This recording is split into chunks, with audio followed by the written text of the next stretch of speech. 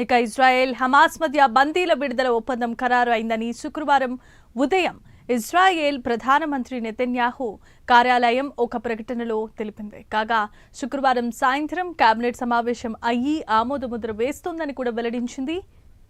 ఇదిలా ఉంటే గురువారం నాడు ఇజ్రాయెల్ ఒప్పందం నుంచి హమాస్ వెనుకడుగు వేస్తోందని కూడా ఆరోపించింది. కాగా శుక్రవారం సాయంత్రం జరిగే కేబినెట్ సమావేశంలో ప్రభుత్వం మంత్రులకు డీల్కు సంబంధించిన వివరాలను తెలియజేసి వారి నుంచి ఆమోదం తీసుకుంటుందని నెతన్యాహు కార్యాలయం ఓ ప్రకటనలో పేర్కొంది.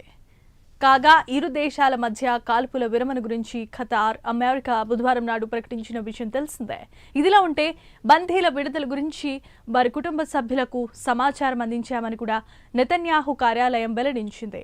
బందీలకు ఘన స్వాగతం పలకటానికి అన్ని ఏర్పాట్లను పూర్తి చేస్తున్నామని తెలిపారు.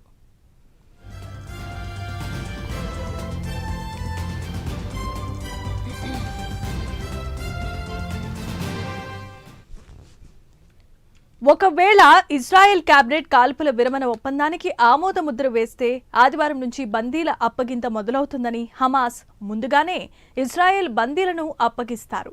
బదులుగా పాలస్తీనా ఖైదీలను ఇజ్రాయెల్ విడుదల చేస్తుంది. అటు తర్వాత మధ్యవర్తులు ఖతార్, ఈజిప్ట్, అమెరికాలు శాశ్వత కాల్పుల విరమణకు చొరవ తీసుకుంటాయి.